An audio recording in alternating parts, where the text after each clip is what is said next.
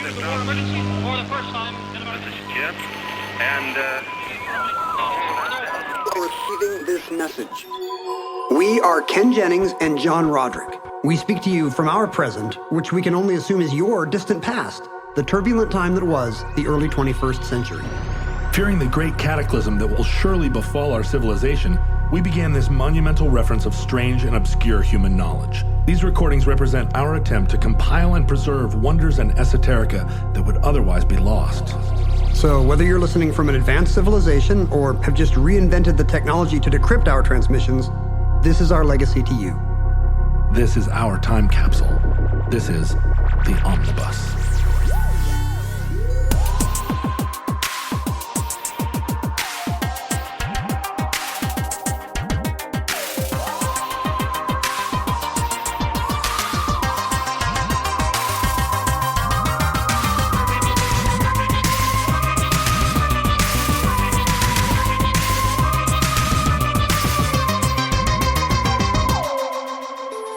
You have accessed entry 877.MT2508, certificate number 47911, the Osage Headrights.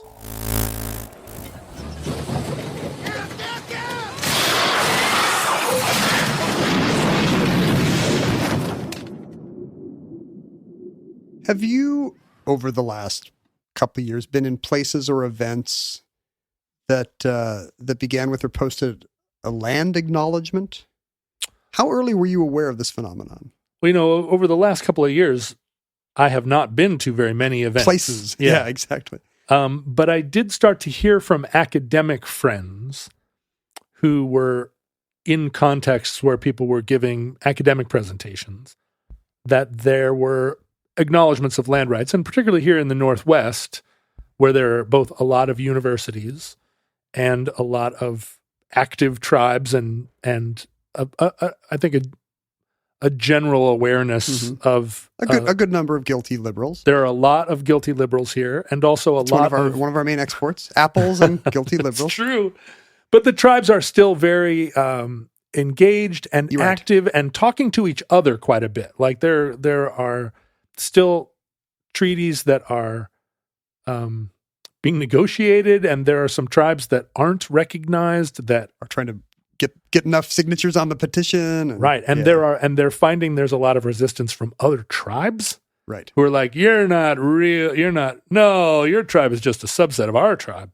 So but the land acknowledgement conversations that came my way were all people kind of writing me like, can you believe this style kind of kvetching? Like they're second in line to take the podium, and they hear the first person say, I'd like to acknowledge that we're on ancestral tribal land. Yeah, here the University of Washington is situated on ancestral land, and then they're looking at their notes going, oh my God, I didn't mention any indigenous peoples. Yeah, am I supposed to say something? I'm giving a paper on mass spectrometry. Plus, if you're the second person, you have to be like, hey, I just want to note that we're still, as we were 45 minutes ago, on stolen land. What the first person didn't mention is that it's a subset of that tribe. And I feel like my commitment is maybe even greater than his to these issues. My dad always said, because when I was going to the University of Washington, there's something spooky about University of Washington. Campus? And particularly the Ave, there's always something wrong about it. And when I first showed up there in the late 80s, I remember talking to my dad, who went to the University of Washington in the 30s and 40s, and saying like, oh man, there's something about the Ave that's just not right. And he said, it's always been that way. In the 1930s, there was something wrong about the Ave. Yeah, but it's got to be a different thing. Well, that's the thing. I was saying, it just smells like they need to change the oil on the Euro French fries fryer. Well, but no, I mean, like the kind of, I was talking about a sort of skater, street kid, punkorama vibe. Yeah, the Av rats were strong in that era. And now I think if you go to the Av, there's definitely a like, whoa, this is, how is this place still functioning? It feels like a riot on the verge of sparking off. But he was saying in the 30s. There's a Target now. in the 30s and 40s, there was something wrong about it. And in the style of the time, my dad said, this was in the 80s. He said, we always thought that it was built on an ancient burial ground. I knew you were going to say Indian graveyard. Yeah. Because that's kind of the limitation of the land acknowledgement thought technology, as you would say, in the previous generation was, what if this is a burial ground? Yeah. Ghosts. It's a burial ground, and we built this this strip full of falafel restaurants on it, and now we're being punished.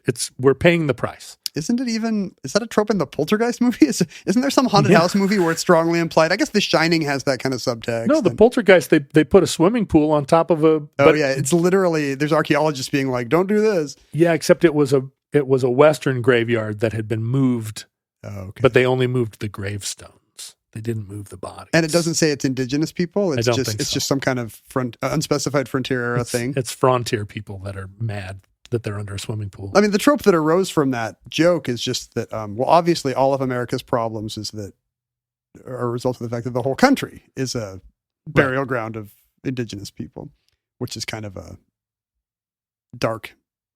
it's dark comedy, I would say. Surely there were a lot of places that no one was buried. You'd think. I mean, the population today is greater, and there's tons of places out there where nobody's buried. Look at like your neighbor's side yard that I'm looking at. Yeah. I mean, I've dug holes all through my yard. I find raccoon skulls all the time, but you're super disappointed not to find a single corpse. Not a single corpse. I was just kind of wondering how national a phenomenon this was, because it's increasingly prevalent here in the land Northwest. Acknowledgement. Yeah.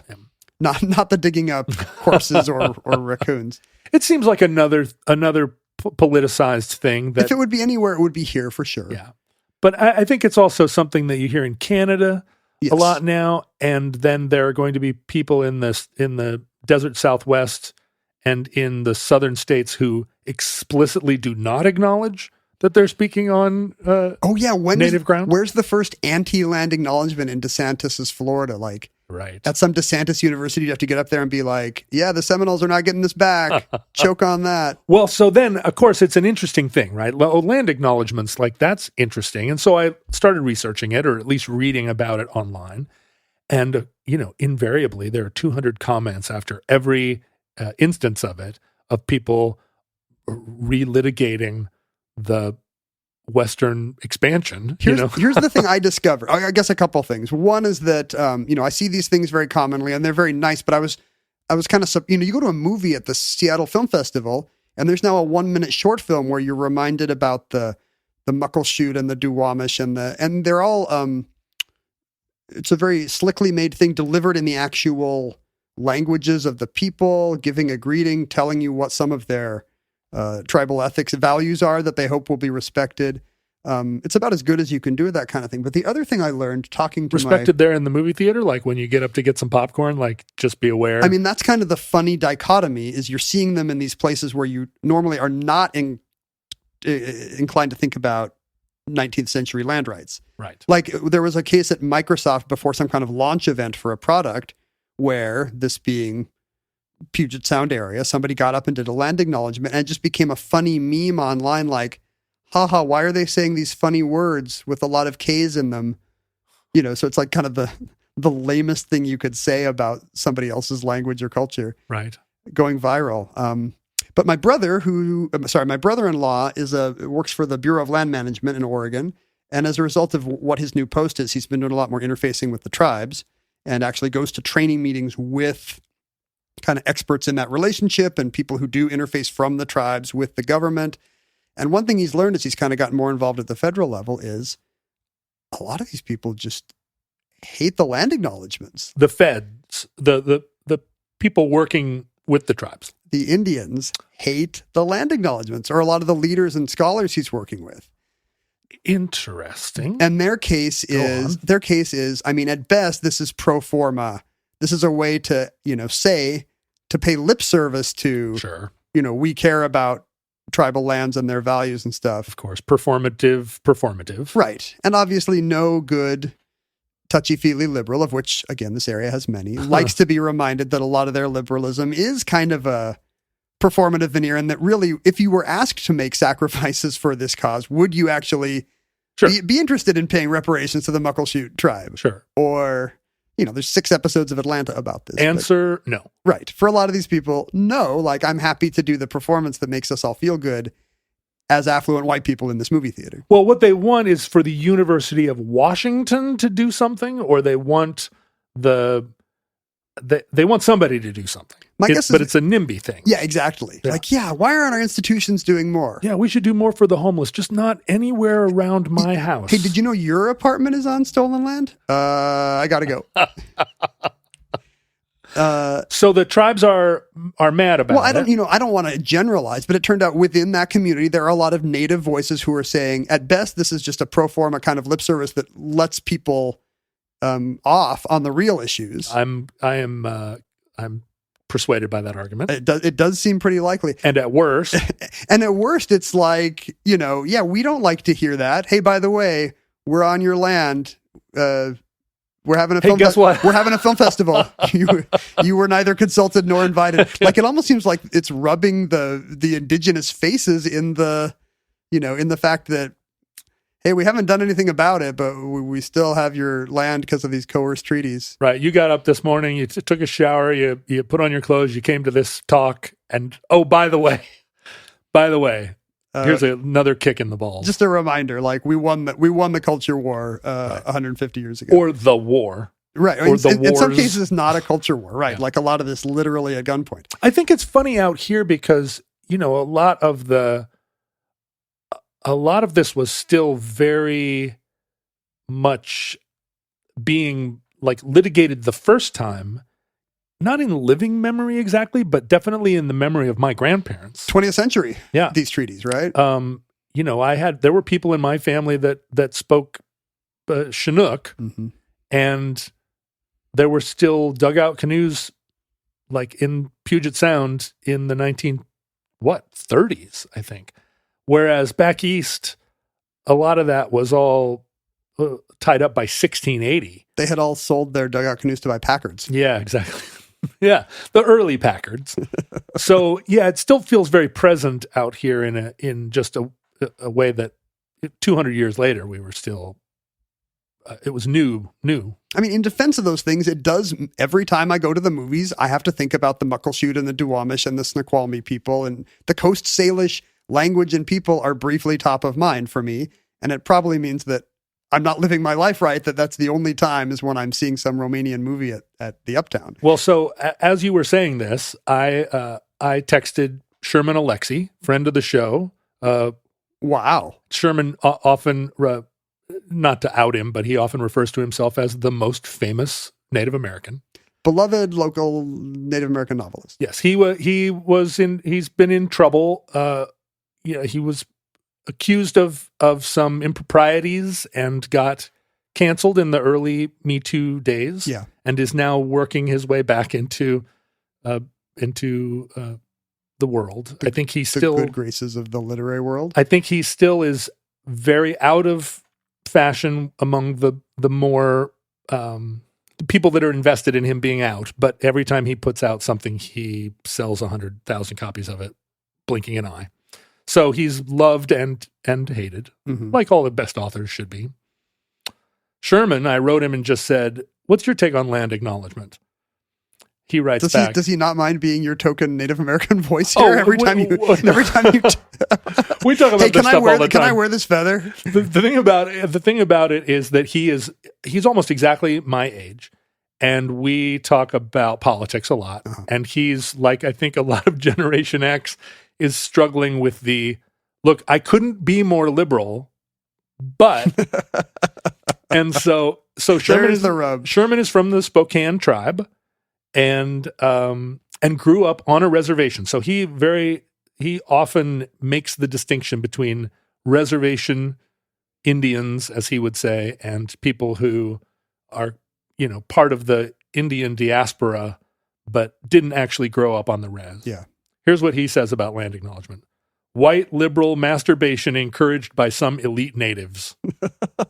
Now that's his take, right? But that's it's interesting his take. It's interesting that there might be the idea that there might be powerful, voices in the tribes, indigenous voices who are like, yes, this is the kind of feel-good thing we need. Whereas it might be the kind of the boots on the ground people who are like, oh, more of this. Well, when he says elite natives, he has a sort of a worldview in which there are, within the universities in particular, but cultural institutions more broadly, there are Native Americans, capital N, capital A, who I think he says reservation Indians kind of look askance at them. They're academically elite, but maybe what's the idea? They've been co-opted. They're getting trotted out by.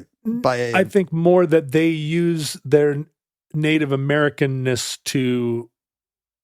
as self-promotionally. Yeah, and as kind of status gaining stuff. And so, and because he walks in both worlds, right? He had a chair in Iowa named after him until his cancellation, and they took it away. But so he lives in both worlds, but I think he maintains a healthy skepticism.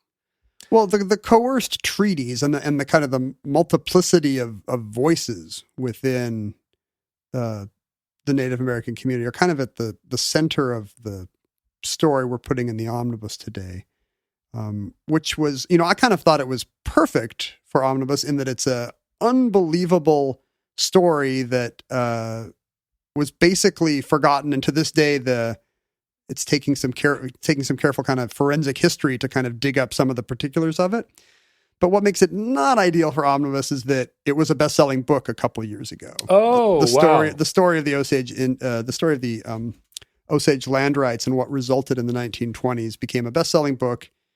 I think in 2017, which led to a huge movie bidding war. And in fact, the Martin Scorsese movie, oh dear, with Leonardo DiCaprio and Robert De Niro, kind of touching on this story, is going to be a prestige movie in 2023 this year from, I think, Apple TV. So this is probably going to make it into the historic record without our help. When Sherry requested this show, a Patreon donor, and I guess maybe this is my own ignorance involved, I, to my shame, had never heard this story. And I'm sure until, this book came out and it was on Terry Gross, I'm sure there are a lot of people in America of all walks of life who had not heard the story of what happened to the Osage Indians from the 1890s on. And it's fascinating. I mean, it really kind of reframed everything for me about what the progression of that, those military engagements and then the culture war were for indigenous people in America. Well, what's interesting is that during my literary theory years in the 90s, we read a book in one of my classes about the oil and the Osage, the Oklahoma oil thing, and so it was present in kind of academic revisionism. I guess it's maybe speaking of Oklahoma, it's probably analogous to all the Black Wall Street stuff. It is. That we were not taught. And then it kind of finally made its way out of academia into the mainstream culture through kind of, it's shameful that we don't know our heritage kind of avenues. It's like an adjunct to the Black Hills story of, like, this is garbage land and we're going to give it to the natives. Oh, it turns out it's full of gold. It's the most no takebacks. It's the most remarkable story of that kind I had ever. If I had just seen the Scorsese movie when it comes out, I think I would have thought, well, obviously they amped up all the history because this is impossible. It is not impossible. It's so amped up. This really happened. I hope the Scorsese movie starts like that. This really happened in Oklahoma around the early 20th century. The Osage people were once the mighty Midwestern nation. We've talked about the Cahokia people in this forum. The Osage people had risen up in the Ohio River Valley. Somewhat subsequent to that, the tribe had developed. But I guess when the Iroquois moved, and I think by then we're talking about 18th century, and it's probably a white people inspired move. When the Iroquois moved into their hunting lands, the Osage people headed south, and they kind of became I guess, are we allowed to say Midwestern for Missouri, Kansas? That's plains, right? Yeah, they would say no. They would say no. They'd say, yeah, right. I mean, Missouri, though, weird. Right. So what can you say about Missouri? It's weird. You have to start at the beginning. Missouri's, of course, St. Louis, modern day St. Louis is where the Missouri and the Mississippi. Yeah, we're talking about the plains. And as a result, I think Osage actually means people of the middle waters because their civilization, their nation was headquartered kind of there where the Mississippi, where the Missouri runs into the Mississippi. Mm-hmm. They traveled. They were the buffalo hunters. They traveled following the buffalo. There was also some agriculture. I don't know how much of that is pre-contact, but they're an agricultural people. Were they building mounds? Post-mound life. But they were kind of the epitome of the great Midwestern Indian. You know, they were known, of course, to the early colonists. Thomas Jefferson, when he was president, called them a great nation, and said they should be treated with great respect and friendship. And in a lot of ways, this is because they epitomized these white settler ideas of the noble. They were a tall, noble people, brave, full of military courage and prowess, great riders. And so this really was what 18th century white people were eaten up. Unfortunately, then America becomes a nation, and then it has to deal with this brave, proud nation now on its borders. Right. And a nomadic people. They're nomadic. They cover they covered hundreds of millions of acres. They were like that's probably comparable to the original 13 states. They're a big geopolitical power on the continent. Right. And we don't think about this period this way. We kind of, I think, at least this is me, I think of the tribes of this time as kind of like, doomed lame ducks, remnants of another time whose days are clearly numbered. But after American independence, this is a new nation. It's just won a tough war. It doesn't have a lot of money or military or prestige. And it's legitimately worried by this giant Osage nation on its western border. Like this is a war of geopolitics to the degree that they don't want to go to war against them. What happens is that Meriwether Lewis of Lewis and Clark fame is now kind of a important federal Indian agent type. And he recommends that, the Osage are powerful, so powerful that we don't want to tangle with them. Let's arm the other tribes.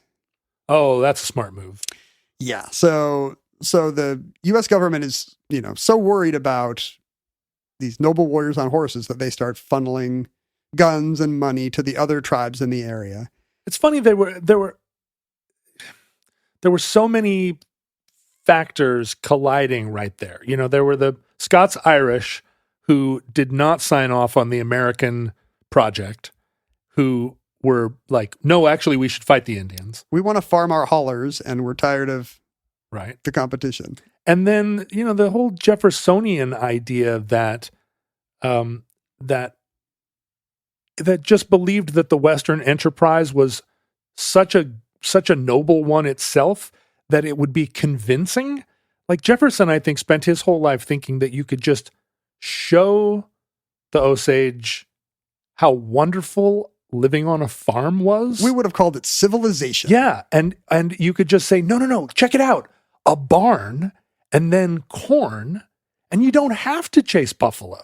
And he constantly was sort of like, come on, we've just got to convince the nomads to settle and adopt, a kind of village life. And it was self-evident to everyone. Yeah. Of course they want to be good Christians wearing suits. Yeah. Once they see this, they'll never want the communal life they had. Particularly that they already have so much inherent nobility. Great people like this will be the first to say, yeah, they're going to be Anglicans, if anything. And this continues, as we'll see, well into the Dawes Act of the 20th century. This idea that the enlightened, maybe even progressive thing to do about Indian affairs is to assimilate. Yeah. Is that compatible with Marxism or no? What's your feeling? I mean, you see it. I mean, honestly, it's pretty equivalent to what we see in Europe today, where a lot of what we would think of as Islamophobic laws are coming from the left. Yeah, right. Good defenders of Enlightenment values. Hey, the main thing France needs is not to have headscarves on the bus. Right, so that everybody learns French and becomes French, right. which is the big project. And this is coming from, this is what we need. This is the demand of good progressivism is to make sure that these ideals get enshrined in everybody. And it's so funny to us where, you have to be pretty far on the right to not be kind of a George W. Bush Islam is a religion of peace type. You have to be pretty far right wing to be like, we need to get rid of all these brown people and their headscarves. That's a fringe right wing idea here. Yeah, although in France, I don't think of any right wing groups that are pro headscarf. Right. None of them are complaining too much. I mean, that's what gives you such a nice broad coalition. Yeah, that's right. Against Muslims. Well, and this is what I was just saying. The left now is increasingly divided between people that are Enlightenment thinkers and people that feel like the Enlightenment itself was some sort of colonial capitalist project. It had some issues. So yeah, like it's not too different here, where it's kind of a well-respected, educated people generally think for well over a century. Yeah, we love the red man. Let's send him to law school. Yeah, for 250 years, basically. Right? And as a result of government policies and just the westward push, it's a rough century for the Osage. A series of smallpox pandemics, a series of, quote unquote treaties, largely coerced. Wars between tribes. Yeah. And, wars between tribes as well. They end up on a Kansas reservation, pretty far from what they consider their ancestral homelands. The wrong part of the plains. Yeah. And then they're struggling with all kinds of things. Squatters constantly coming in to, even though the government has said, hey, this is tribal land, guess who doesn't care? Scots-Irish guys with a wagon, so they're constantly having their, kind of the equivalent of Palestinian West Bank settlers today, people coming in and being like, well, we're building a town over here.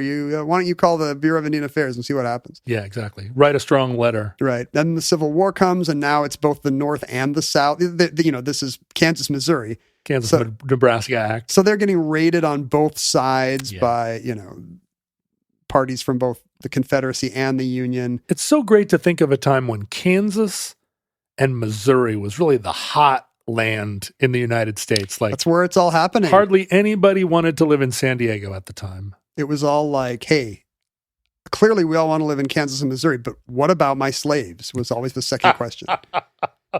God. Not compatible with Marxism. No. I mean, and that's why it was such an important bargaining chip and keystone part of the country, obviously. But around 1870, an Osage chief says, you know what? He can see the writing on the wall. I've had enough of this. Things are going terribly on this this terrible place we've been forced to live in Kansas. No offense to modern Kansans. None taken as their representative are you speaking here. On behalf? Should we do a land acknowledgement on behalf of Kansans? As someone who's been to Dodge City, I can say that anybody in that region knows what they've got. And he said, here's the play. Let's sell this reservation land, which we now have by treaty, sell it back to the government and use the proceeds to buy our own land. Not something we've been gifted, but like something we'll have a deed to. And smart. But weren't there conditions on reservation land that you couldn't sell it? Yes, but here's the thing. After the Civil War, the Grant administration is now kind of a peacetime administration, and they are willing to negotiate. Oh, okay. They're going to give the Osage $1.25 an acre, whereas it would have been like a sixth of that just a few years prior. They're going to play fair. I mean, they're not, but this is kind of the new openness. They're open to buying the land back and saying, sure. And crucially, the Osage have said, and don't worry, we're going to head to Indian territory, which later became the Oklahoma territory and is now the state of Oklahoma. This was called Indian territory for many years. So there were some guarantees. The Osage said, look, you're going to give us this money, but we're not going to move to New York City. Right. We're going deeper into a place that you think isn't worth it. Clearly, you can see on the map the place that white people don't want, and we're getting pushed anyway. But it says right there. They've seen the writing on the wall. We're going to buy this land because they've learned from their reservation experiences in Kansas that this is just going to keep happening. So interestingly, they are kind of...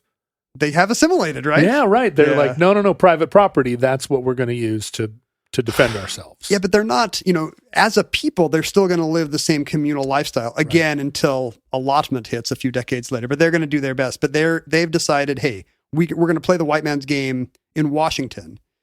And they send, their smartest. They're lucky they have a very shrewd, eloquent tribe member named Palmer, I think John Palmer, who really impresses everybody he talks to in DC. Just such a smooth, easy talker that he's able to get these government agencies and bureaus to sign off on these plans. Do they get a fair deal? They get $1.25 an acre, and they say, don't worry, we're going to go someplace that can't really be farmed. They pick non-arable land in Oklahoma, and they think this will keep the feds off our back. Even the buffalo don't want to be there. It's the thing is, what turns out to be in their favor is it's actually pretty good grazing land. You just can't grow crops there because the soil is very rocky. Oh, it's see. Good soil, but then you get down 6 inches and you don't want to hoe or plow anymore because But you can big keep rocks. cows. Yes, but grass grows beautifully there. And so what turns out to work in their favor, and I don't know how much of this they had planned in advance, is Texas cattlemen coming up to Kansas City are like, you know what? We need someplace to graze all thousands of heads of cattle a year. Thousands of head of cattle a year. Mm-hmm. Why don't you sell us some grazing rights? We'll take a lease. And the Osage, again, are happy to play along by the white man's rules and say, okay, let's get these leasing rights. So they're doing all right for the next few decades with their chosen non-arable land in Oklahoma. This has been a good play. But that's interesting because it's a money economy. They're not using that land to keep a captive herd of buffalo and do a sort of theme park version of their old way of living. That's interesting. They're turning their land into money and then using the money to... I mean, this whole story takes place over a 50-year period where, life is just changing for these people in any way. And it's only the older generation who's still aware of these traditional ways. You see it happening with the First Nations people in the north of Canada right now, where the young people just don't want to give up their iPhones. Yeah. The elders are like, we were happier as hunter-gatherers. And the young people are like, are you kidding? Like, I've got a League of Legends score to defend. Well, it's funny. I see it in Alaska. It's kind of a combination of, we totally agree. And we would love to go back to a subsistence lifestyle and keep our phones. Exactly. And that's really tough. I've been seeing in young North Slope kids, they've seen old photographs where there's tattooing as part of the Inupiat culture. Mm-hmm. But along the way through Western schools, the meaning of the tattoos was lost. So no one up there really knows what the tattoos symbolized, but they know what they looked like. And so young people are starting to get those tattoos as a symbol of their tribal identity. Well, young people prefer vibes to substance in any case. Well, but they're kind of then having to invent a system of meaning, but it's not one. It's not the old one? No, it's not one of hierarchy or whatever. It's just like it's more vibe, right? It's more identity and less. Presumably, those tattoos had meaning, although maybe that's a Western overlay too. But yeah, exactly. I mean, and let's do a little Western overlay acknowledgement here. Like everything we're saying in this whole show is going to be, filtered through, a couple middle-aged white guys reading another book by a white New Yorker journalist about this story. And I'm sure you'd hear a bunch of different takes on it from actual voices in what is now Osage County, Oklahoma. I've got actually a short list of acknowledgments here of all the ways in which my viewpoints are fully compromised. We should just do it at the top of every show. Starting with the fact that I suffer from terrible depression, and everything that I say comes from a place of feeling like everything is kind of shit. If we just do this at the top of every show, nobody could ever send us hate mail. Yeah, that's right. Omnibus is a production of a guy that thinks that everything's kind of shit, and another guy that thinks, things are pretty good. I'll do a privilege acknowledgement at the top of every show. I nice guy, never married. That's your that's your alibi for everything? That's what it'll say on my tombstone. John Roderick, nice guy, never married. Not too late. Now, as you have already alluded to, you've kind of you've spoiled the big twist here. Which I think a lot of people know that in the mid 1890s, oil is discovered in Oklahoma, and suddenly this land we gave to Native people because we were like, lol, we don't want it. We got to put them somewhere. Basically, America's storage locker, along the highway. Like, well, we'll just put them in weird shaped Indian territory. Sure, a rocky lunar landscape with no real water. The Panhandle is not there on purpose. The Panhandle is there because other states got carved out of it, and you're left with this weird rectangle with a nose. Right. Oil is discovered there, and suddenly there's a land rush. Not like the Sooner era land rush of farmers and settlers in Conestoga wagons, but now it's the turn of the 20th century, and this is big, powerful business interests at a boom time for big, powerful business interests. Speculators in bowler hats. They want Indian land. But here's what's interesting about the Osage story. When they finally, over the years, they had resisted a lot of government attempts at allotment, which is what it was called when you would divide up communal or tribal lands and say, all right, this has to belong to this family, this parcel has to, the parceling of the land. Yeah. And largely it was done out of control and racism. If the tribe owns communal land, it's very hard for white people to profit on it. But once you've parceled it up into individual parcels, now speculators and squatters and new settlers just have to, find down on their luck families to get a hold, and then the tribal lands shrink over generations. This really serves racist white interests well. But it also has there's still that slight gloss of, no, it's just another version of this is your land. Are you not understanding? It's so hard to parse Build looking a back. barn. Forcing out the native culture and language in the schools by teaching English. There's a veneer of, this is what you got to do to get ahead. Think how educated and smart your people will be. And of course, it also serves the interest of, hey, let's eradicate the traces of this ancient, beautiful culture. Right. But that wouldn't have been described as either ancient or beautiful. No. It was just it was just savage. It was a non-culture. Pagan. It was like, hey, we're replacing this absence of culture. You're not wearing any clothes. You don't have a good God like we do. It's basically, white people would have perceived it as an absence. Like, right. Let's give them a culture. Now they'll finally have one. Yeah. Now that you're a Christian and speak English, you could go to London. It's 20th century revisionism to be like, these beautiful, ancient, wise things they believed just knocked out, in a generation or two. I'd like to acknowledge right now that those were beautiful, wise cultures. They were beautiful, wise cultures. When the land was allotted, the Osage, through their kind of shrewd negotiators and Washington connections, were able to get a proviso in there that ended up changing the course of their history. They were able to say, okay, fine, we can't get out of this Dawes Act era allotment, but mineral rights are going to be tribal. Okay. So smart. You can sell a parcel of land, you'll get everything above the surface. You'll get everything above those unfarmable rocks. But everything below is mineral rights that the tribe holds communally and will be held in trust by the federal government. Now, is this the first mineral rights moment? Because mineral rights play a huge role in all of the Western territories now. It's a big thing in Alaska. Yeah. Like, you've got the mineral rights, you've got oil rights, you've got air rights. I think this must have come up in earlier mining. I'm sure there are 100 Supreme Court cases on mining up to this point. Because, by now we're into the early 20th century. Right. And I can't cite the case law, but I think somebody smart told the tribe, hey, mineral rights. There have been all these cases. And the tribe may even have, I've read that the tribe may even have inklings that there's untapped wealth under there. Okay. And they look up at the Black Hills and go, it was the gold. And the parceling of this stuff off, I think it's clear to them that one of the effects, whether it's the stated aim or not, one of the effects is it makes it easier for white hands to get a hold of tribal land. Sure. So this is a safeguard. The federal government agrees to create a land trust, which they will hold in perpetuity. And each person who is on the tribal roll in 1906 gets a certain share, point blah, blah, blah %.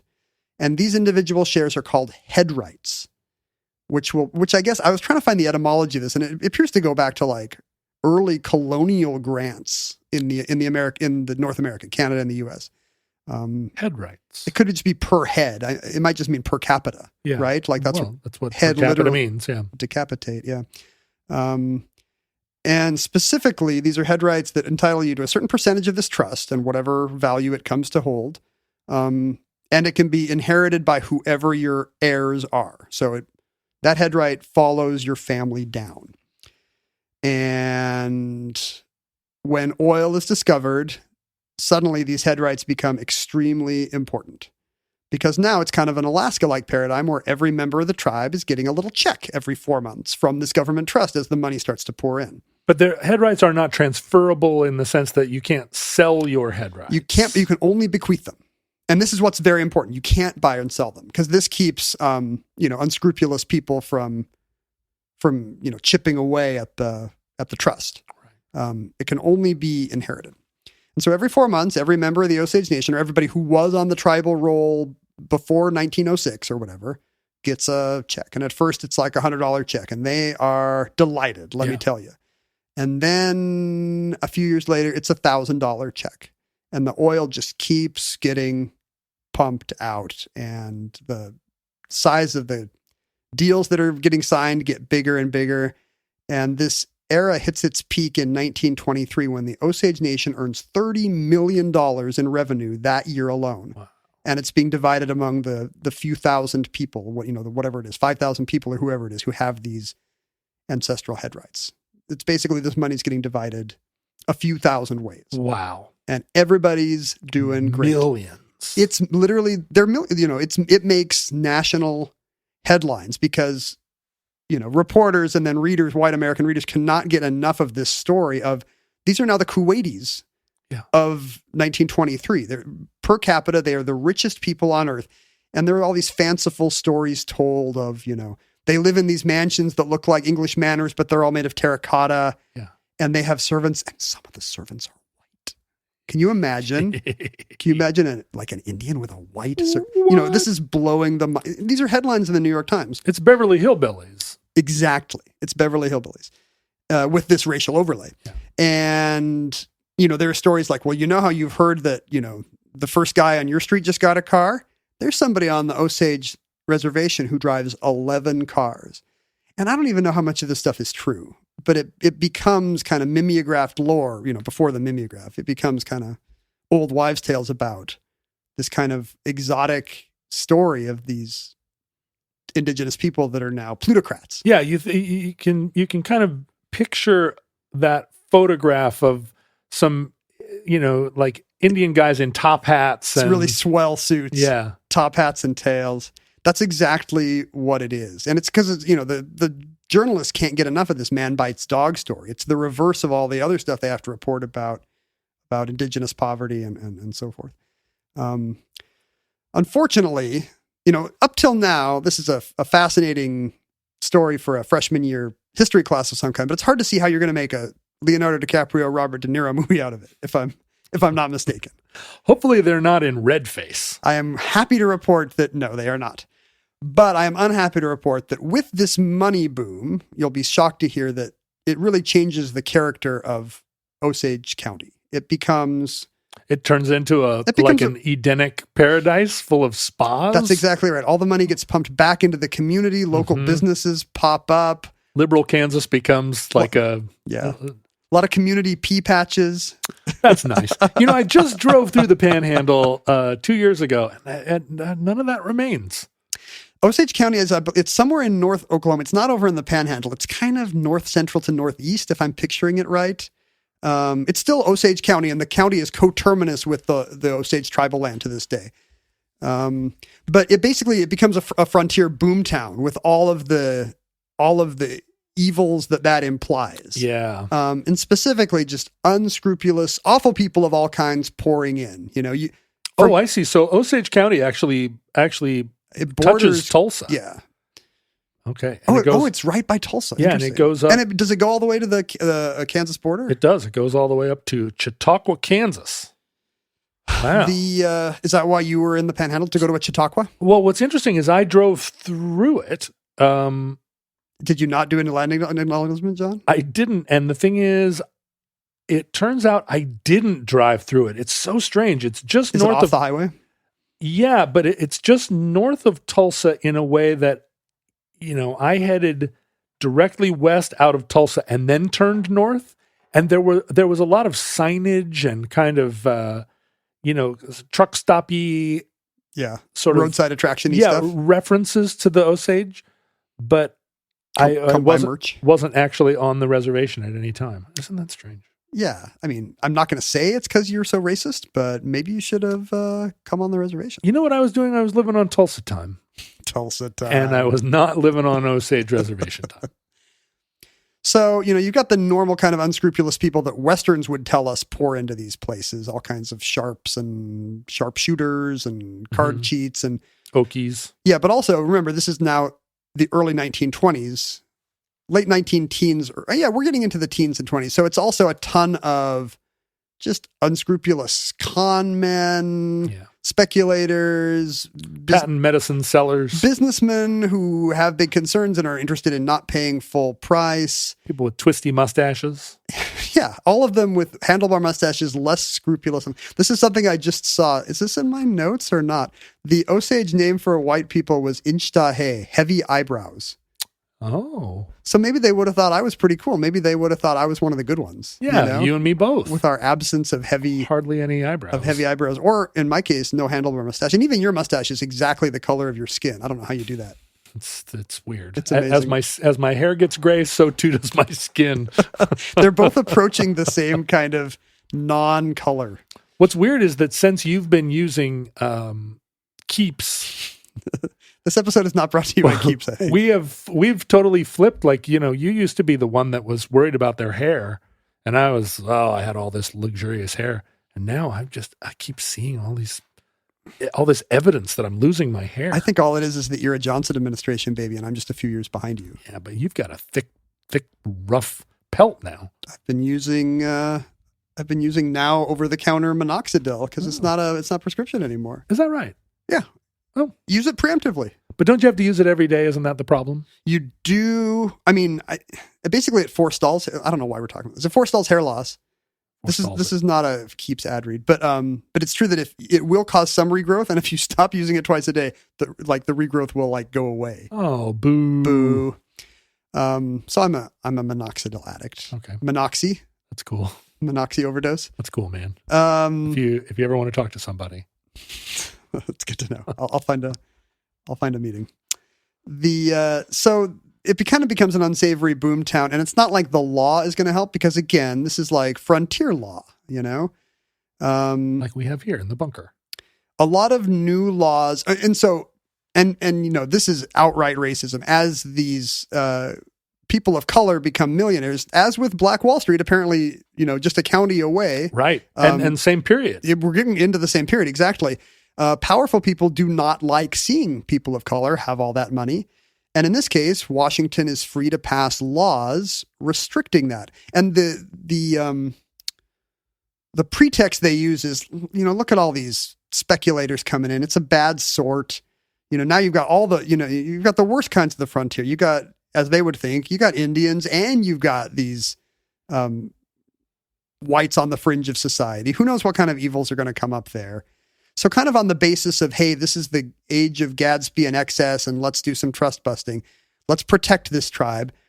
They create these new laws restricting Indian wealth. Who is they?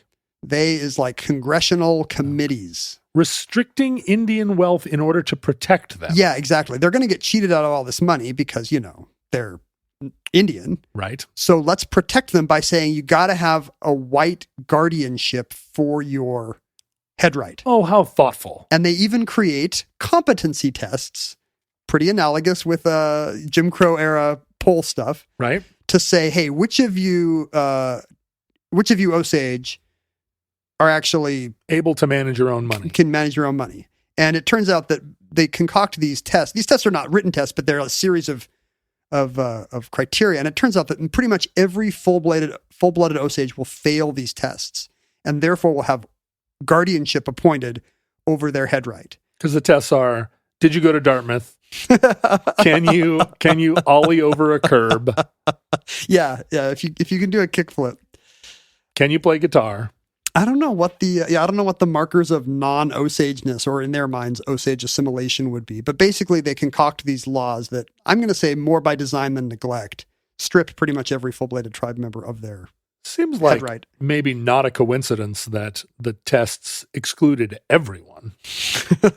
Right? Like, Yeah. I'm sure there was one. If there were some weird edge cases, you'd be like, boy, this law needs to be redrafted. But if it's everybody? Yeah.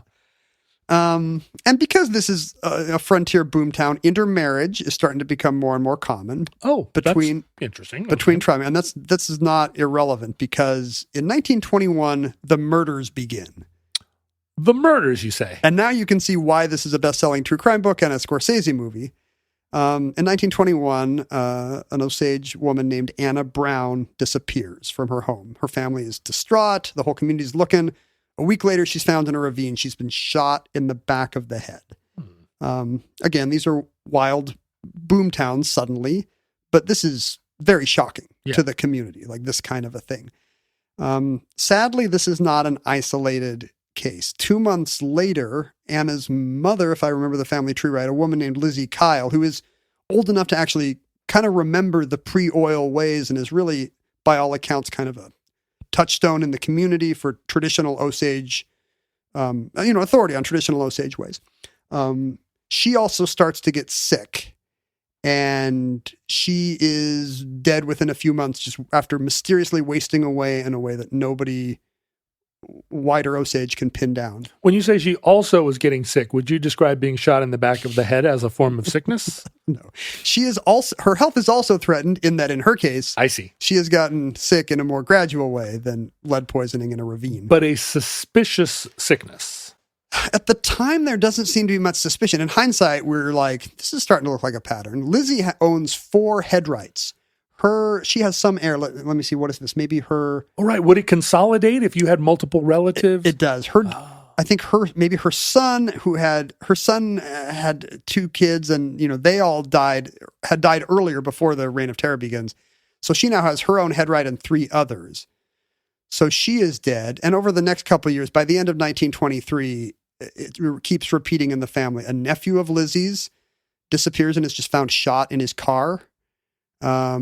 And then a house blows up. A house is bombed under Lizzie's other daughter. I think her name is Ruth. Is bombed or just spontaneously blew up, as houses do? Houses are blown up all the time. Yep. Sometimes blown up because somebody puts on just the right music. But in this case, it's because somebody has put a bomb in the foundation. Oh. So in this one family, suddenly 4 people are dead. And I'm kind of leading you a certain way by mentioning the Headrights and giving all the backstory. But you don't have to be CSI Tulsa to figure out, hey, I see a motive here. At a certain point, is there a member of the family that has 16 Headrights? Yeah, exactly. It's basically the Kind Hearts and Coronets movie where the Headrights are starting to mount, and some King Ralph type is getting closer and closer to the inheritance that they desire. It's just an incredibly brutal time full of violence that shocks the whole Osage people. To this day, it's literally called the Reign of Terror. And what's worse is they're not getting any help from the establishment. The system out there is corrupt at every level, whether it's the government agents or law enforcement or the banks or the small businesses or everybody you're going to deal with, from the undertaker to the jury to the whatever, is in on the take and doesn't care for the Osage people and is probably getting slip money from somebody.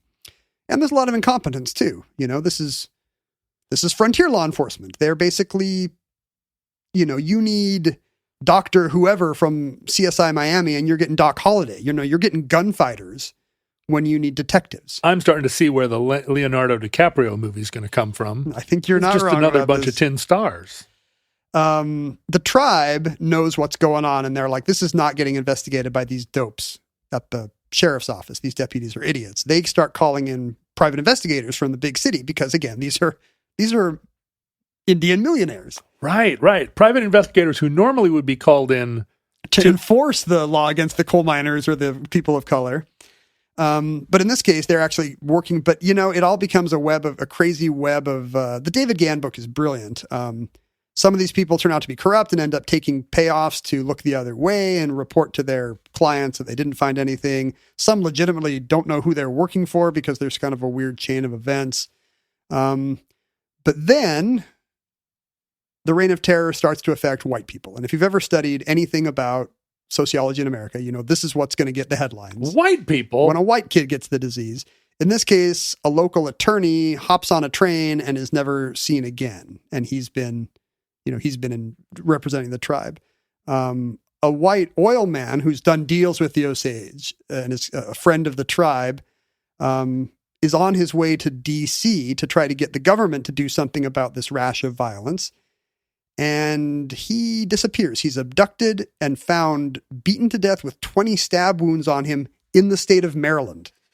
He almost got to DC. Whoa. So now it's a national story because now it's clearly whoever's doing this has a criminal reach that extends, to the mid-Atlantic states. Right. And also the victims are starting to be white. And that's what your white newspaper subscriber is interested in the 20s. So this is now a national story. And this is no longer something where dozens of Osage Indians can keep just disappearing under the, what's the expression? Under the headlights. That's not right. Under the blanket. Under the blanket. Behind the curtain. Under the wild moon. Under the wire. Under arms. Under cover? Underpants. You know what I'm saying, basically. Yes, under cover of the night. In anonymity. And luckily there is a government, there's really not a lot of federal police in the early 20s, but there is one government agency called the Bureau of Investigations that has recently appointed a new director, a young, scrappy hero. Wait a minute. That we remember as J. Edgar Hoover. Oh, there he is. Finally, J. Edgar Hoover arrives on the scene. And this is, and if you know the story of the early FBI, he's very much like, let's get rid of these old-timey lawmen who, are going by vibes. It's basically, he's Moneyball. He's like, we need a new algorithm-driven scouting situation that involves a lot of Ivy League guys with straw boaters and spats on their shoes, tortoiseshell glasses.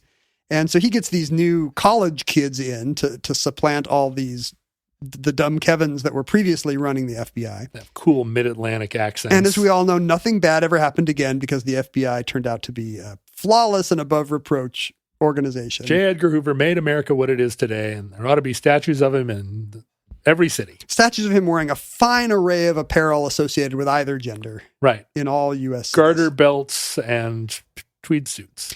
So the feds move in, and now you see how we get a De Niro DiCaprio movie out of this. The feds are gobsmacked to just find a web of criminality at every level in Osage County. It's one of the best kinds of webs. Yeah, of all the kind of webs. I like the World Wide Web. Not me. I like a web of intrigue. I do too. That's a good web. That's right? a really good web. There's a web of, again, at every level, these nascent G-men encounter, they find people on the take, people paying off other people, juries getting paid off, judges getting paid off, no matter how high the level. Nascent G-Men is a great Canadian band name. Nascent G-Men. But it's a little hard to pronounce, isn't it? Nascent G-Men. The cover is the Nirvana Nevermind Baby, but he's got like a FBI badge. He's reaching for a badge instead of a dollar bill. And finally, the investigation culminates in a couple arrests, which go to trial. And it rattles the community because, any true crime podcast, you would look at this guy first. It's always the boyfriend. It turns out all these people were getting into these marriages just so they could inherit a headright and, if necessary, do away with as many Osage as it took to consolidate control of their headright in their white guardianship. So who married whom? In this case, William K. Hale, a powerful businessman known as the King of the Osage Hills, was the uncle of one Ernest Burkhart, who had married Molly Burkhart, who was related to Anna Bloom and Lizzie Kyle and Henry, what's his name? All the other people, Henry Roan, and all the other people in this family who had gone murdered. And he thought it through enough to see that eventually those headrights would accumulate in his wife? Yeah, they all accumulated in Molly Burkhart, who was married to Ernest Burkhart. And he was poisoning Molly. He was doing the same kind of, and these people were just dying in terrible ways. Strychnine really does a number on people. Obviously getting stabbed 20 times in Maryland is not the way anybody wants to go. But so let's say 15 headrights accumulated in his Indian wife, and then she dies. They would go to him? They would all go to him under these racist guardianship laws that had been passed. And again, there were other ways to get control. A lot of these people were just, plenty of dirty white bankers were skimming off the top of the Osage money. the Osage lost so much money under these laws, but a lot of people were unscrupulous and couldn't wait and were like, hey, could you kill your wife's sister and her brother and her nephew and then kill your wife? Think of the Headrights. And there's so many other ways to get rich. You can sell Amway products. You can go to college, or you can murder like 7 Indians. And the interesting thing about this yeah, exactly. It's literally the 10 Little Indians Agatha Christie take, except they're going down one at a time. Oh. It's the David Gann book. This is kind of an ongoing true crime thing because David Gann talks to grandchildren of people who were alive during the Reign of Terror. And he thinks that there are so many of these murder stories that have not even been told. Like, I looked, and the Oklahoma Historical Society says there were 24 murders in Osage County done during the Reign of Terror. Is the Oklahoma Historical Society a reliable narrator? I go to them for pretty much all my questions. Mm-hmm. Like, it doesn't matter. You go there first. If I'm like, hey, how do astronauts go to the bathroom in space? I'm like, let me go to the okhistoricalsociety.org.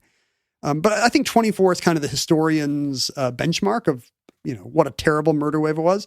And Gann, talking to all these grandkids, thinks there's so many untold stories. Like there might have been hundreds of Osage killed just to get their Headrights.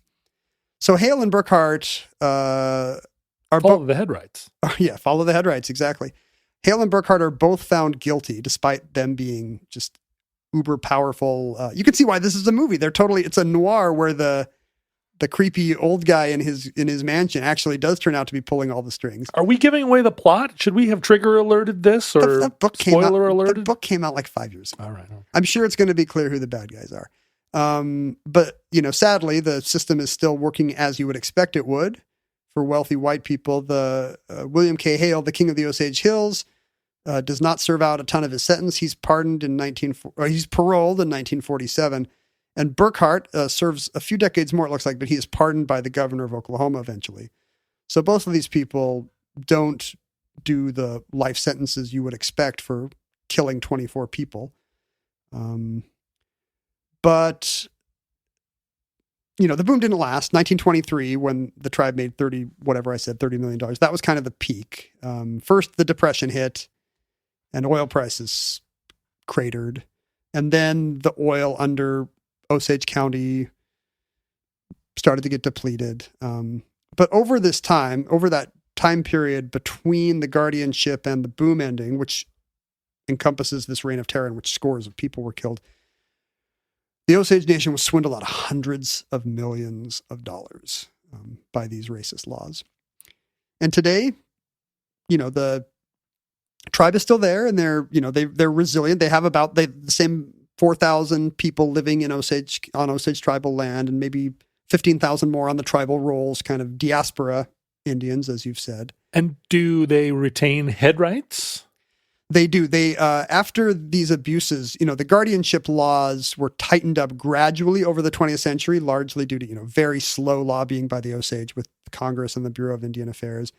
They got a law passed. When it was clear that this stupid law had been the motive for dozens of killings, that really helped get the law changed so that the way it works now is, I believe, you still have your Headright. You still own 0.00129 share of all the mineral rights in the county per Headright.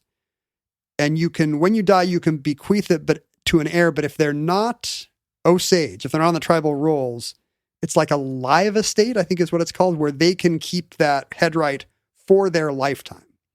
Oh. So an Osage person can bequeath their Headright for that lifetime, but it's only 1 degree of separation. Like that person can't re-bequeath it. And then it goes... As soon as that person dies, it returns to the tribe. And there's been some interesting journalism done recently. From 1906 to 2009, it turns out, about a quarter of the Headrights have left Osage hands. Which is honestly better odds than most people of color had against white people during that time frame, as far as the amount of money getting sucked off. But still, a quarter of those millions. And did that quarter then revert to the tribe? So an interesting journalistic endeavor is being done right now by Bloomberg. They have an investigative journalism podcast called In Trust, which has been doing a deep dive into what happened to all that money. Uh-huh. And I think for many years, the government would stonewall them and say, no, we can't reveal who owns these shares. Of course, because the government still administers the trust. Oh. So we know who has all these shares, but we're not going to reveal that. These are private citizens. These are nonprofits, etc. Finally, a Freedom of Information Act request went through, and the government had to reveal the names of who owns a quarter of the Osage millions. And this list was printed the next morning in the Big Heart Times, the res paper. Tagline is something like "the only paper that knows diddly" or something. And a full list gets printed on the front page of the Big Heart Times. Like, here's who took a quarter of the money. It was the Waltons. It's a dizzying list that includes all kinds of big local institutions, banks, universities, but multinational companies. But a lot of them in Oklahoma. Yes, a lot of it's local. Not all of them. Weirdly, movie star Jean Harlow is on the list, or I guess at this point, her estate, because she died in the very early 30s.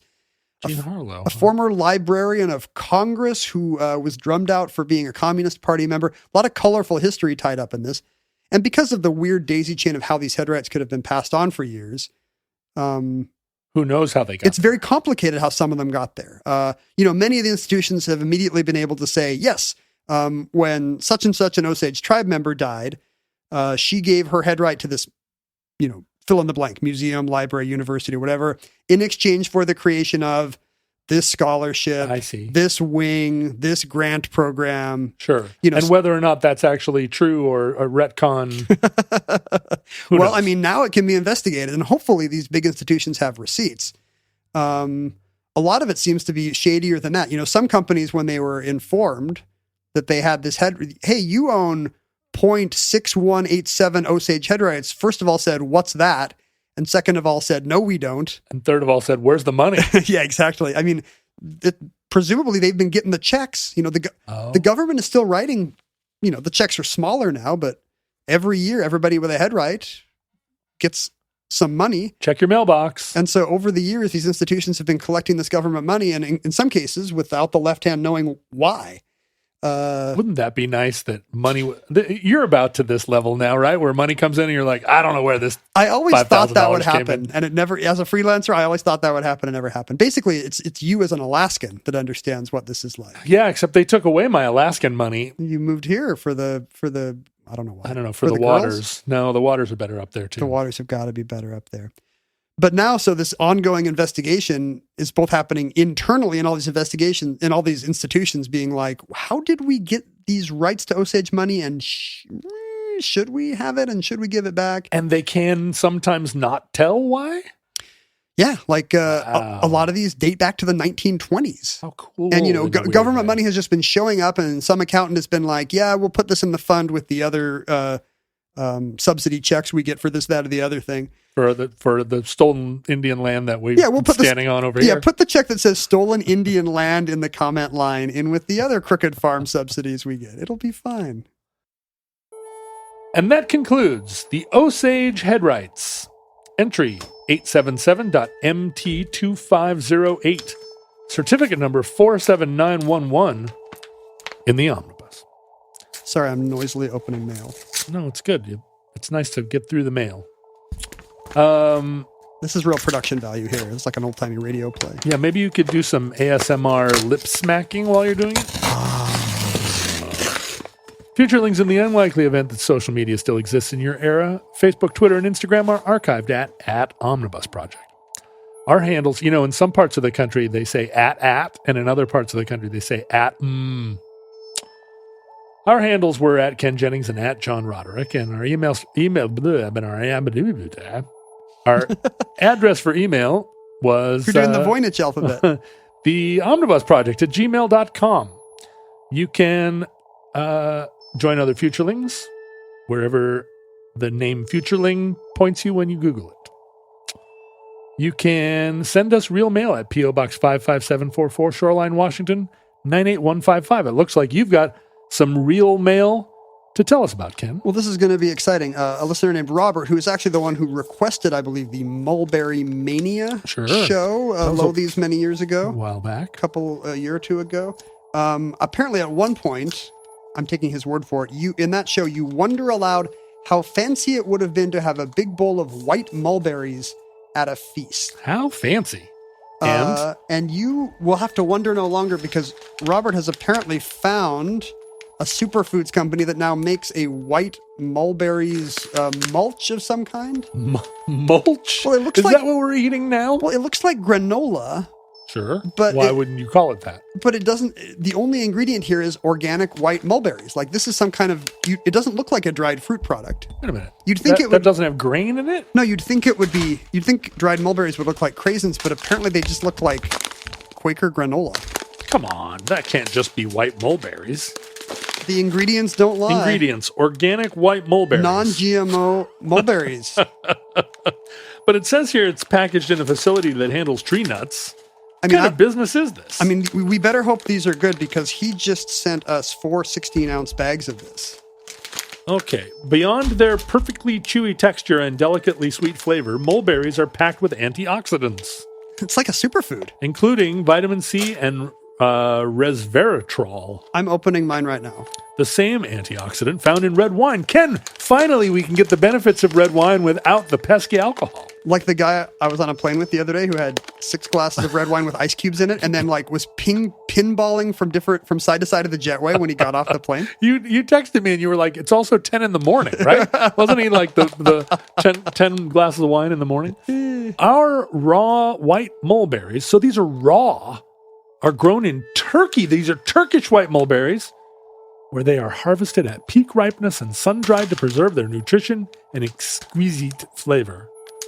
Sprinkle them on salads, yogurt, smoothie bowls, and granola. That assumes that you ever eat salads, yogurt, smoothie bowls, or granola. And also they look like cereal or granola. Should we support the Erdogan government by eating these?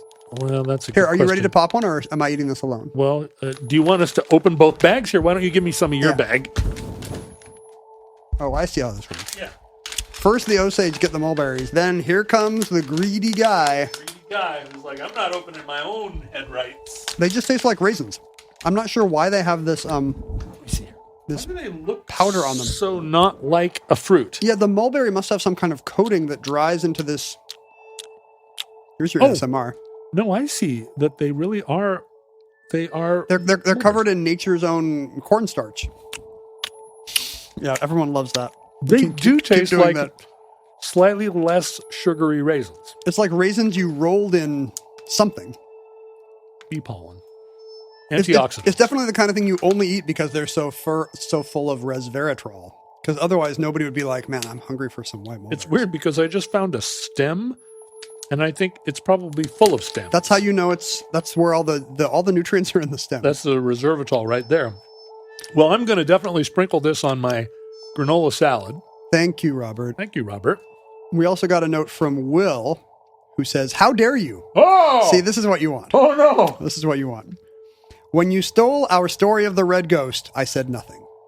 Hmm? But then, is he a camel? Wait, what? Who's our here? But then you did the Custer Wolf, another of our stories. Oh, here we go. From the podcast of mine called How the West Was which I guess is fine since no one listens to it and surely some actually listen to yours. Yeah, I guess a few. But if you do a story on how the beaver in medieval times would throw away his testicles if attacked, we'll be coming for you. The beaver does what with his testicles? Throws them away when attacked. Wait, how is that an Old West I mean, topic? he's basically begging us to steal that idea. Keep up the stories from the Frontier, which he spells with a W. Thanks, Will, XXXO.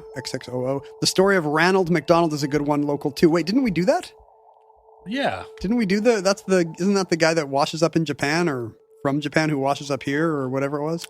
Somebody was washing up. There's a Wired magazine article that says the headline is "Why People Used to Think Beavers Bit Off Their Own Testicles."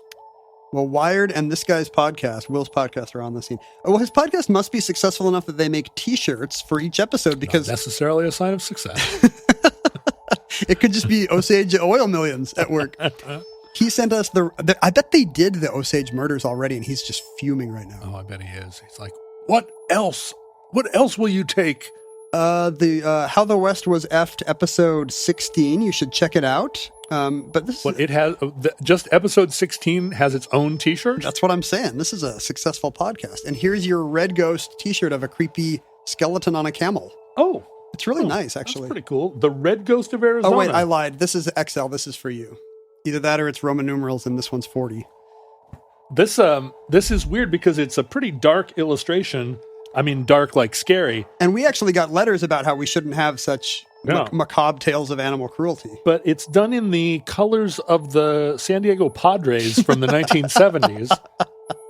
You know, it's hard to get spooked by something that's orange and yellow. Thank you, Will. And if anyone out there is looking for a podcast that has more Old West content than Omnibus, I really love that they do. It appears they do a T-shirt for every episode of their show. It seems strongly implied by the layout. Why don't we start doing that? We only need We only need to do 500 T-shirts. I don't know about you, but I can barely do an episode for every episode we do. Yeah. What's going on here? Oh, a couple more Christmas cards still trickling in from Josh and Rissy and their cat Thisbe say happy holidays. Is it Josh and Rissian? Is that Rissy? Oh no, Rissy and. Oh, Rissy and. Josh and Rissy are dressed here as a leg lamp and a Ralphie pajamas wearer, respectively. This show is airing in March, right? So, right. This is mail that was sent probably a little late. Christmas cards trickling in. Got here in February. Oh, look how cute they are, Josh and Rissy. Here is Josh is dressed as the one-leg lamp. Yes. Somehow he's put both of his legs into one shoe. Into one sexy shaped leg. Mm-hmm. The McCrae Hoys also wish us happy holidays, but with their card have sent us more stickers for your child. Related to the generic food episode. Sorry, that didn't make it across. Generic food episode. Some funny, ironic, minimalist branding for a bunch of bottles and jars. A can of peas that's labeled "No Joy." A mac and cheese that's called "No Money." Are they all related to the thing they are? Maybe. I mean, the beer says "No Worries." I don't know why the pickles would say "No Pain" though. Is that because of all the resveratrol in your pickles? The Kraft dinner says "No Money." I mean, some of them make sense, like that one. But the strawberries, "No Fear." I mean, I ate a lot of Kraft mac and cheese when I had no money, but no money, no problems. No money, mo problems. They're a generic take on Canada's iconic generic no-name brand. Sure. This person spent like $8 Canadian, which is like 70 cents US, to send us this all the way from London, Ontario. Wait a minute. It costs $8 to send a letter from Ontario? I'm just joking. There are a ton of stamps here, but I assume they're just because I love getting a letter from someone like this where it's just like they're all 2-cent stamps. Years of accumulated stamps of different denominations and color palettes. Well, that must be intentional. What's the code? Crack the code, Ken. Is it telling a story? See if you can solve this. 3817. No, it's done, but it's pictographic code. Oh, okay. What are the pictures of? Airplane, First Nations mask. Can't really tell. Maybe First Nations people playing lacrosse. Okay. World War II bravery and in some kind of other plane. Queen Elizabeth, polar bear. Queen Elizabeth riding a polar bear. Mm-hmm. No, that's not real. Something that says cobalt, silver, argent. And it's got, it's cobalt mining. You know what made Canada great, John? All of our cobalt mines. Cobalt mines and how they pushed the rideable polar bears out to sea. This appears to be 3 fighter planes. All 3 of Canada's fighter planes are pictured. And then a painting by Marguerite Bourgeois, presumably a great colonial era woman painter of genre scenes. But you can't make any sense of it in sense of it being a message. A narrative? Tell the queen that the cobalt polar bear is flying a plane into a nun. I don't know. Will do. What percentage of futurelings do you think have hyphenated last names? What percentage of married futurelings have hyphenated last names? The McCrae Hoys appear to not hyphenate, but to just use both names as 2 separate words. Is that the preferred style book now? Oh, I don't know. I still see a lot of hyphenates. Yeah. My problem is I still know a ton of married people, but I don't know a lot of people that are getting married, which is great. I don't have to go to weddings anymore. True. But I also don't know what the current mores are. Do people use semicolons ever? Like between their surnames? Yeah, all the time. The Roderick Jennings family. I would maybe go with an N-dash. N-dash. I love the N-dash. It's often neglected. The N is for neglect. Also, please to consider supporting the show at patreon.com/omnibus project. Your Patreon support helps us keep the show burbling along at the brisk pace of an hour-long episode squeezed into an hour and 20 minutes of time. Wait, I can make it longer. An anonymous person whose return address only says compatible with Marxism, ? Sent us a fake court motion. How do you know it's fake? Because it's in the matter of Tiny Tim petitioner and the Grinch respondent. A motion for joyful year-end holidays. Whoever this Washington State lawyer is, somebody from the Socius Law Group, it looks like, has made their holiday card a fake, festive legal motion. Lol. I bet that got big laughs down at the office. You know what would be funny is if it was a subpoena. Yeah, this is actually. Oh yeah, the second page is only the first page has has Dickens jokes. The second page is a subpoena. Section 4, authority. In the absence of any recorded law or statutes addressing this issue, Timmy requests that the court use its equitable powers to ensure that the Grinch be prevented from ruining the spirit of season, so that acts of kindness and generosity may prevail during the holidays. Agreed. Well, no, wait. Now, not to be a Grinch revisionist, but if the Grinch is prevented from ruining Christmas, how does the Grinch ever... How will he learn? How will his heart grow 3 sizes that day? Do you know nothing about the American legal system and penal system? Rehabilitation, not an option. We want one thing, and it's revenge. Revenge on the Grinch. Do you remember the SNL sketch where they do the end of It's a Wonderful Life, but Uncle Billy remembers where the money is, and they all run off to lynch Potter? So we should do that for the Grinch. George just sent me a link to it. Oh, yeah? Is that right? George Bailey? Yeah, not George Bailey. No, John, I want you to take a look at this. No, just like 4 days ago, he sent it to me because I had only just watched It's a Wonderful Life for the first time. And he was like, you're finally going to get this. This happened in my kitchen. I saw this conversation happen. Yeah. I remember this. And he sent it to me, and I realized if I had seen it at the time, the SNL skit, I would have gone on my earlier assumption that It's a Wonderful Life was like a candy ass, retelling of